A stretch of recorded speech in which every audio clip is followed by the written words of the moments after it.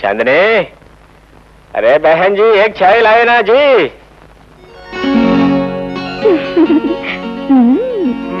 Good morning चाचा जी, क्या news?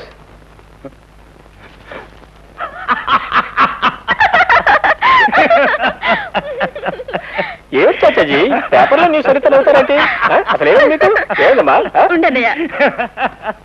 అరే బేటా, పేపర్లో వార్తలు చూడదేవు, అంతకంటే ఎక్కువ వార్తలు నీ ముఖం మీద కనపడుతున్నాయి. ఇంకా ఆలస్యం పనికిరాదు, నీకు జల్దీ పెళ్లి చేయిపించాలా?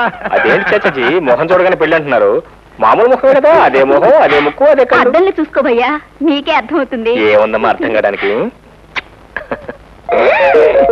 ఏంటిది మొహం నిండా ముద్దులు, ఇంట్లో ఏం కామెడీ పిశాచారలేదు కదా? పిశాచం సంగతి పక్కన పెట్టు బేటా, మొన్నటి దాకా నీది పెళ్లి మాట అయితే రవి బాబు పెళ్లి వంక చెప్పి తప్పించుకున్నావు. వాడి పెళ్లి అయిపోయింది, ఇక అర్జెంట్ గా నీది పెళ్లి జరగవాలా? సర్లే ఊరుకో చాచా, పెళ్ళంటే మాట్లాడుకున్నావంటే ఏ క్లాస్ హీరోకి ఏ క్లాస్ హీరోయిన్ రావాల్సిందే, అప్పుడు దాకా ఆగాల్సిందే. అయినా పెళ్ళంటే మంచి చెడు ముందు వెనక చూసుకోవద్దు. ఏమిటి, ఈ ఏ క్లాస్ హీరో గారికి వేరే అమ్మాయి కావాలా? ఏ నేను సరిపోనా?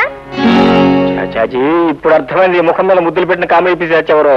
చెల్లెమ్మా తప్పంతా నీదమ్మా, ఈమె కామెడీ పిశాచని తెలుసుకోవడం ఇంట్లోకి ఎందుకు రానిచ్చావు? ఎందుకు ఇలాంటి మాటలు మాట్లాడితేనే నాకు ఒళ్ళు మండిపోతుంది. ఇదిగో మావా, మీకు తెలియదు గాని మీ ముద్దుల బేట నాతో ప్రేమని చెప్పాడు, టాక్సీలో షికార్లు తిప్పాడు. ఇప్పుడు మీరు అడిగితే ఏ క్లాస్ అమ్మాయి దొరకాలంటున్నాడు, దానికి ముందు వెనక చూడాలంటున్నాడు. ఈయనగా చూసేదేమిటో. అవును మరి, పెళ్లి చేసుకోపోయిన ముందు వెనక చూడద్దండి. బాబాయ్ బాబాయ్ ఇది అంటారు బాబాయ్. ఆగాగు, ముందేపు వెనకేపు మంచి చెడ్డలు చూడాలన్నావు కదా, ఉండు చూపిస్తాను.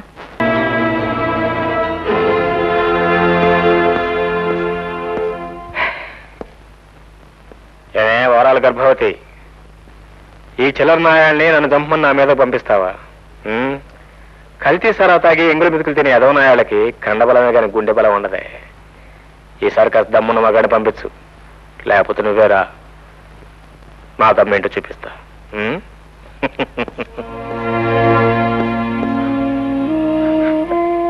డ్రైవర్ బాబు,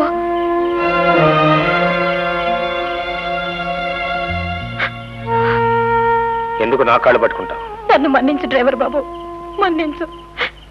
ఈ రోజు నువ్వు నన్ను రక్షించకపోతే నా మాన మర్యాదలన్నీ మట్టిపోలయ్యేవి. మానం మర్యాద మట్టి.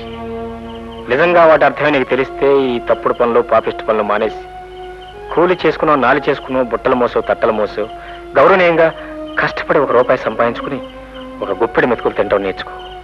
అది కూడా దొరకపోతే ఆకలితో చావు. అప్పుడే నువ్వు నిజంగా నీతిగల మనిషి అనిపించుకుంటావు.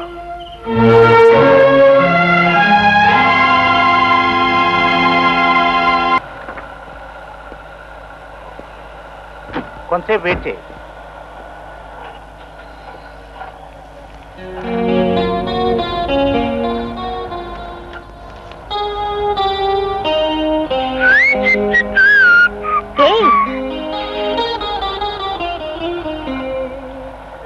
ఇది నేను కష్టపడి చెమటోడ్చి సంపాదించిన డబ్బు బాబు.